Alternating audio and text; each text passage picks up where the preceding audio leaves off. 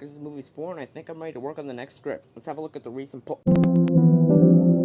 Well, shit! Welcome to Heneral Luna. Now, this movie takes place 2 years or so after Bonifacio, when the Americans are just about to enter the Philippines, because why the fuck not? They can always use more land, right? Right, fucking dumbasses. Anyway, the movie begins with this guy, Joven, interviewing Luna himself, since he's planned to start a newspaper thing in vein of Luna's old La Independencia, and almost immediately he goes, okay, so, word around the block is that cabinet is about to make a statement regarding the Americans, is that right? No, you'd have better luck finding a decent army instructor than finding two Filipinos agreeing with each other, dude. And then we cut to said meeting and people are having a debate. Anyway, Luna goes full pelo mode and just goes, President Aguinaldo, with all due respect, this is actually just getting us nowhere. The Americans are probably forming their arms. Okay, whatever, fuck you then. The Americans are probably arming their forces as we speak, so why not attack now? I mean, think of it, there are only 3,000 of them. Compared to 40,000 Filipino troops, that's nothing. Okay, hang on, calm down. I sent some general dudes to talk to General Ortiz, I think we'll be good. And then this guy, Opolo or some shit, I don't know, he goes, okay, no, my comrades tell me they're expecting like 7,000 armed forces, so why not attack? Dude, we have nothing to fear here. May I remind you, Americans did the same thing to the people in Cuba, and they just respectively told the Spanish to go fuck themselves. Why are we worried? To be honest, I kind of agree with you there. Okay then, liberal, if that's the case, then why can't we guard Manila and Intramuros exactly? What even is that? I go through the entire convo, but I don't want this video to be like 7 hours long, and it's mostly just back and forth banter, but that's the scene I really like, so I'm just gonna play it. Paano ang aming mga negosyo? Kapag nakapaglaban kami, babagsak ang ekonomiya. Paano namin mapapakain ang aming mga pamilya? Negosyo o kalayaan, bayan o sarili, pumili ka! Kilala kita! Kasali ka sa gobyerno sibil ng Kastila at ng mga nibang Espanya, lumipat ka agad ng bakod at ngayong tayo naman ang mga nganib, makikisiping ka naman sa bandila ng Amerika.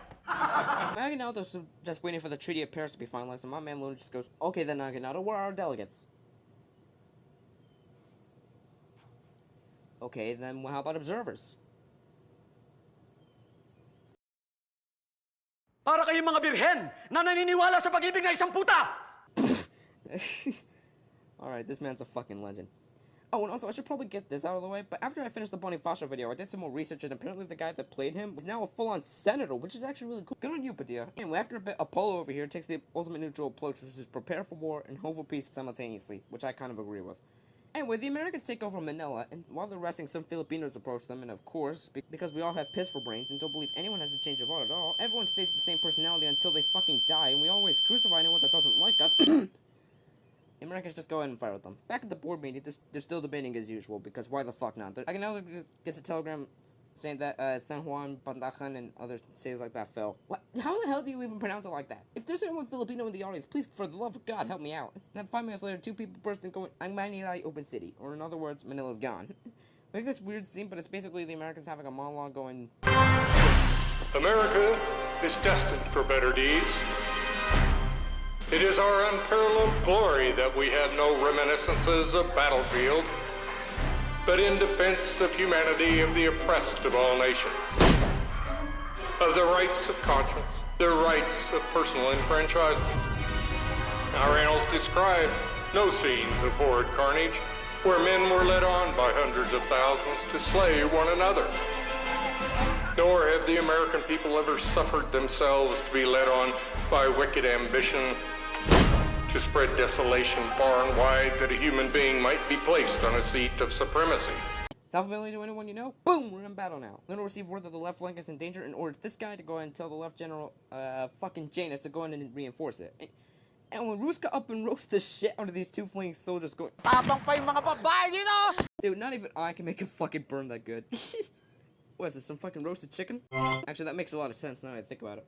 Anyway, this guy's dead, but Heneral Luna promotes him anyway. And after hearing Janus refuse to obey, and he goes, fuck these people, man. Luna slaps the card out of this guy's hand and spills some water on Janus' head and points a gun at it. Anyway, Luna's mad at him and goes, God damn it, dude. Okay, fuck this. Do you know Article 1 of our regulations? No? Listen up, Article 1. In the case that a soldier refuses to obey the general's orders, they'll go ahead and just be stripped of their ranks and unpersoned without warning. Which is some 1984 type bullshit. Come on! We generally is grabbed in the nuts and just brutally roasted in front of all of his men before forced back to battle. And then Luna up and starts a fucking suicide charge, gets shot, and the Americans think that he's dead, but no, he's not!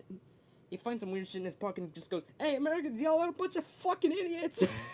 The Americans retreat, my boy Pilipinas, and we cut to this American camp thing where these two are discussing if Luna belongs to the psych ward or something, I don't know. Then we cut to the general playing some weird shit in bug or something, and he heads to the scam place and goes, "Oh hey, welcome back. Thanks. Is their breakfast ready?" "Yeah, we have some. Not for me, for them." For them? Who the? Holy shit! How many is that? 4,000 people. 4,000. Are you a lunatic? After some more planning, he decided to book a train to Caloocan or something, and his English skills are utterly shit the bed. Followed by this scene with Paco and Roman chilling, and Roman goes in saying, "Hey, there's a problem. Who, are the Americans on there?" "No, our soldiers are starting a fucking bathroom function or something in there. It's more packed than NYC subways at rush hour." And Luna loses his shit at everyone there, and then talks about some random dumbass fight he had in Malabon, where he decided to do a little trolling on the Americans by getting this lieutenant guy to fire while the Americans are having dinner at some dude's house. That was a mouthful. And anyway, he succeeds at that, and he's officially put in the sharpshooters. Good for you, dude. Then we get this scene in the middle of the night, and it's actually kind of funny, so I'm just gonna go and play it.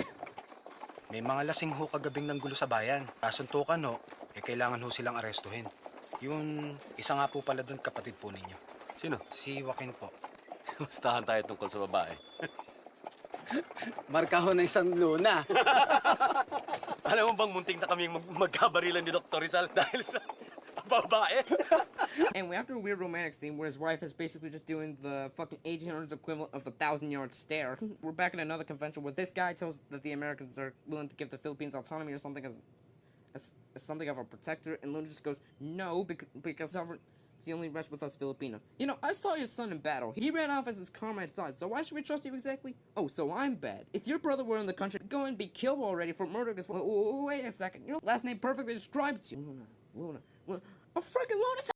And this is one of the only times we see Aguinaldo pissed, and both him and Pateno are arrested for no reason. But to Luna and Roman discussing a new plan revolving around Kinga and Pulinan, and when Luna ordered the telegram to be sent to this Mascara guy, it's revealed that he's an Ariat due to some feast thing. He sent the telegram anyway, and Mascara just caps his ass off, and some more back and forth, and a fucking table flip later, Luna finally had enough of Mascara and just... Roman! Magpadala ka ng telegrama sa lahat ng mga opisyales sa ilalim ni Heneral Mascardo at sabihin mo sa kanila na inuutusan ko silang magpulong sa punong himpilan ng Pampanga ngayong gabi. Lahat sila ay nasa ilalim ng kapangyarihan ko kaya walang dapat na tumutol. Ruska! Pumunta ka sa opisina ni Presidente Aguinaldo at sabihin mo sa kanya na... Balak daw hong arestohin ni General Luna si General Mascardo pag hindi pa daw ho siya sumunod sa utos. Hindi maganda to. Baka naman isipin ng mga Amerikano na nagkakagulo tayo sa sarili nating rango. Totoo naman, di ba? Okay, Aguinaldo, look, I hate your guts because of Bonifacio, but this time, I gotta believe you. Oh no, how dare you have a different opinion? Quick, send the UTT picture! Fuck Rascal. Anyway, he's now in Pampanga, and with the brute show of force and a +1 from Aguinaldo, Mascardo's gone. Oh, and apparently the Americans attacked back by Kinga, so... Yeah, after that whole fiasco, we cut to Aguinaldo's office where they're thinking of discussing some sort of ceasefire before Luna comes in and wants to resign because according to him, look, under these circumstances, I literally just can't do it. Especially after I found out that Patano and Bergamino are out of prison. Dude, they're honorable citizens. Yeah, for the Americans. We're trying to gain independence here, damn it. Okay, calm down, man. Look, you're a great general, but you should let us handle the politics. If letting Americans take us over as politics, then I want nothing to do with it. Okay, look, man, I can't accept your resignation. Well, why in the Because you're the only one who can lead our army, dude. You're our last shot in independence. Okay, then let me just go in and install discipline in our army then. They need more than Rascal needs copium. Oh, and if you really do want me to say, allow me to go in and wreck the fortunes of Cordillera. It's the only way out of this bullshit. Fine, that was insane. And when Bergamino reports to Aguinaldo that Luna apparently wants to set up some sort of dictatorship during some drunken outrage while Luna plays some sick guitar. And his mom bursts in. Come on! And we get a really cute flashback of his past, like apparently he was allowed to learn in Paris, France, which, dude, I envy the fuck out of you. And I was apparently extremely heartbroken when Rizal got shot. Honestly, same. And then, Jesus Christ. The ending's actually kind of crazy, so lock in for a second, alright? Trust me here. Aguinaldo, it's a random fortress thing where he checks that everything around it is clear except for one gigantic brigade. We cut to Luna at some place where he learns that Aguinaldo is calling them to Cabanatuan to form a new cabinet, which, why? I mean, at least give him a heads up first, jeez. And when he finds it deserted, he starts losing it again. And of course, Paco and Roman are a part of this. Woo, twist of the century, I'm so shocked. Anyway, after some more pissed offness, where Luna embraces his inner skibus, even when Camino, he gets brutally killed. Jesus, fuck! And of course, Aguinaldo lied about the shit, saying, okay, look, he was insane, I never meant to kill him, he was my best general, blah, blah, blah. My guy, you just sent the fucker a telegram, which, may I remind you, that exact same telegram was ripped apart soon while he was being murdered. Putang kina mo kay Aguinaldo. Walang hiya mo. That's the end of that. In conclusion, fuck Aguinaldo. This movie gets 82 provinces out of Goobercanon has 12 collective brain cells.